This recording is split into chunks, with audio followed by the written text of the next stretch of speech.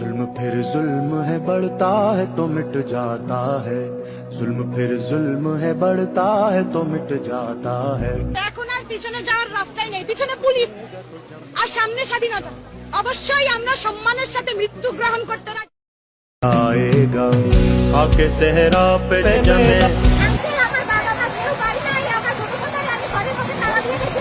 है टपकेगा तो जम जाएगा जुल्म फिर जुल्म है बढ़ता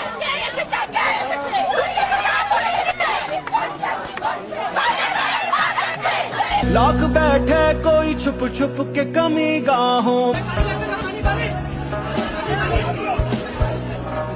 ईमान से कहो मैं मिले কিশোর চারতলা একটা নির্মাণাধীন ভবন থেকে সে ঝুলে রয়েছে, তার কিচ্ছু করার উপায় নেই। ওই অবস্থায় তার উপর গুলি চলেছে অনেকবার। রিয়া গোপ তার বাবার কোলে গুলিবিদ্ধ হয়েছে। আরেক শিশু, সে তার চোখ দিয়ে গুলি ঢুকেছে, মাথার পেছন দিক দিয়ে বেরিয়ে গেছে। জিজ্ঞেস के मस्कन का सुराग साजिशें लाख उड़ाती रही जुल्मत की नकाब लेके हर बूंद निकलती है हाथे দেখেছেন বাবা মায়ের রাখতো না অভিশাপ আসমান কাঁপে আপনাদের কাঁপে না তার কাঁপে না অভিশাপের ভয় হয় না বুকগুলা ঝাঁঝরা হয়ে গেছে আমার সন্তানদের আমার বুলেট বলবেন কি বলবেন এগুলো অস্ত্রের মুখে দাঁড়িয়ে আছে আমাদের পয়সায় কেনা বুলেটে আমাদের সন্তানদের আপনারা বুলেট ছুটছেন আর কত যারা এখনো ঘরে আছেন তারাও জানেন আর কতদিন ভয় পাবেন ভয়ই একটা মারেন 10টা আসবো 10টা आएगा आके सहरा पे जमे या कफे कातिल पे जमे फके इंसाफ पे या पाए सलासिल पे जमे। আসসালামু আলাইকুম দর্শক, বাংলাদেশের রাজনীতির গতিপথ পাল্টে যাচ্ছে।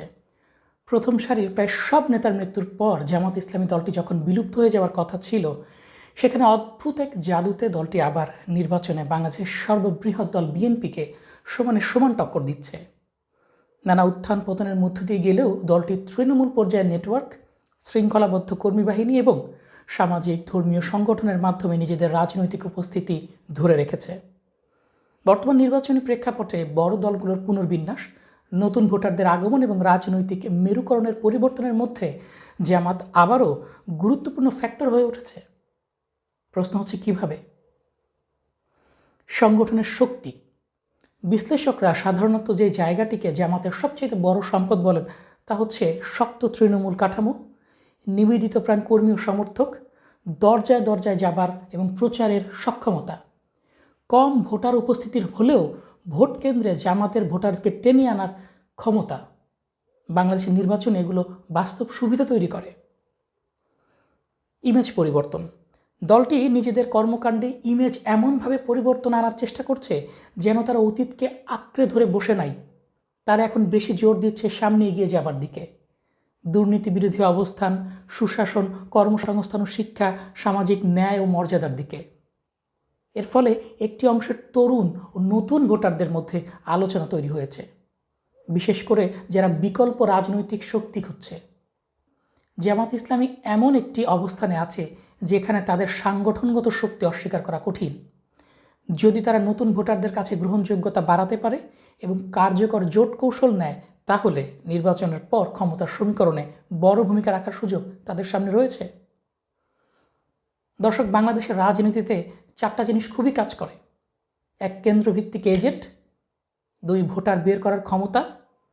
3, ইউনিয়ন বা ওয়ার্ড পর্যায়ে কাঠামো। 4, ডিসিপ্লিন ক্যাম্পেইন। এই 4টি স্কেলেই জামায়াত খুবই শক্তিশালী। এছাড়া ঐতিহাসিকভাবে রাজশাহী, রংপুর বেল্ট, চট্টগ্রামের বিরাট একটা অংশ এবং ঢাকা শহরের নির্দিষ্ট কিছু অংশ, এখানে জামায়াতের ঘনীভূত ভোট আছে। তাদের ভোট আরও বাড়তে পারে যদি তারা পায় বড় দলের হতাশ হয়ে যাওয়া ভোট, আদর্শভিত্তিক তরুণ ভোট এবং জোট সমঝোতায় ফাঁকা হয়ে যাওয়া আসন। তাদের অনেক সীমাবদ্ধতাও আছে, যেমন তারা শহুরে লিবারেল ভোটগুলা কম পায়। শাহবাগী নারী ভোটের বড় একটা অংশ তাদেরকে অপছন্দ করে এবং কৌশলগতভাবে যে জিতব তাকে ভোট দিব এই রকম যে সুইং ভোটার আছে তাদের ভোটটাও জামাত হয়তো কম পাবে। এতে সম্ভাব্য যে ফলাফলটা দাঁড়াবে সেটা হচ্ছে জামাত ভোট পাবে 25 থেকে 30% এবং আসন পাবে 70 থেকে 100টি। এদের নিজেরা সরকার গঠন করবে এমন সম্ভাবনা কমে গেল ক্ষমতার ভারসাম্য নির্ধারণ তাদের জন্য বেশ সম্ভব এবং বড় বিরোধী ব্লক হওয়া খুবই সম্ভব। আসুন এখন দেখি তরুণ ভোট এনসিপি তাদের সাথে যোগ দেয় সমীকরণ কি দাঁড়াবে। তরুণ ভোটার কারা? সাধারণভাবে 18 থেকে 35 বছর বয়সী ভোটার। মোট ভোটারের প্রায় 30 থেকে 40% হচ্ছে এই তরুণ ভোটার। এদের বড় অংশ পরিবর্তনের পক্ষে, দুর্নীতির বিরোধিতার পক্ষে, নতুন নেতৃত্বের পক্ষে, কর্মসংস্থানের পক্ষে এরা সাড়া দেয়।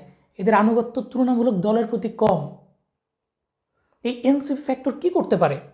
যদি ধরি এনসিপি শহরের শিক্ষিত তরুণ সোশ্যাল মিডিয়ায় সক্রিয় বিকল্প শক্তির কথা বলে, তাহলে তারা সরাসরি ভোট ও ইনফ্লুয়েন্স মাল্টিপ্লেয়ার হিসেবে কাজ করতে পারে। এই তরুণ ভোট যুক্ত হলে এখন হিসাব করতে হবে ভিন্নভাবে। জামাতের 25 থেকে 30% ভোটের সাথে তরুণদের যদি 70% ভোট এনসিপি নিতে পারে, ব্যাস বাংলাদেশের ফার্স্ট পাস্ট দ্য পোস্ট সিস্টেমে ভোট বাড়ায় 5%, আসন বাড়ে অনেক বেশি। যেমন 12% ভোট বাড়লে 30 থেকে 40টি আসন পাওয়া যায়, 16% ভোট বাড়লে 50 থেকে 80টি আসন পাওয়া যায়, 20% ভোট বাড়লে 80 থেকে 100 পর্যন্ত আসন বৃদ্ধি পায় যদি সঠিক জায়গায় ভোটটা পড়ে। এবং তরুণদের মোট ভোটের 70% যদি পাওয়া যায়, এটি জামাতকে নির্বাচনে জিতিয়ে দেওয়ার জন্য যথেষ্ট, 151 আসনের জন্য যথেষ্ট। এছাড়া সোশ্যাল মিডিয়া মোট 4 ভাবে জামাত এনসিপি জোটের পক্ষে প্রভাব ফেলছে। এক, আলোচনার এজেন্ডা সেট করে সোশ্যাল মিডিয়া, মানুষ কোন বিষয় নিয়ে কথা বলবে, দুর্নীতি, দাম না সরকার পরিবর্তন, এটা অনলাইন থেকেই শুরু হয়। ইমেজ বানায় সোশ্যাল মিডিয়া। এই দল উঠতেছে এমন ধারণা তৈরি হয়, আনডিসাইডেড ভোটাররা নড়েচড়ে বসে। তরুণ ভোটারদের সক্রিয় করে, যারা রাজনীতিতে কম আগ্রহী ছিল তারা আগ্রহ পেতে শুরু করে। এছাড়া স্বেচ্ছাসেবক জোগাড় করে, ক্যাম্পেইনে ম্যান পাওয়ার বাড়ায়। সবশেষে বলবো, জামাত বিএনপি যেই আসুক, আমরা যেন আগের সেই ভয়ঙ্কর দিনগুলোতে ফিরে না যাই। দেশটা যেন মাথা উঁচু করে সামনে এগিয়ে যায়। আল্লাহ হাফেজ।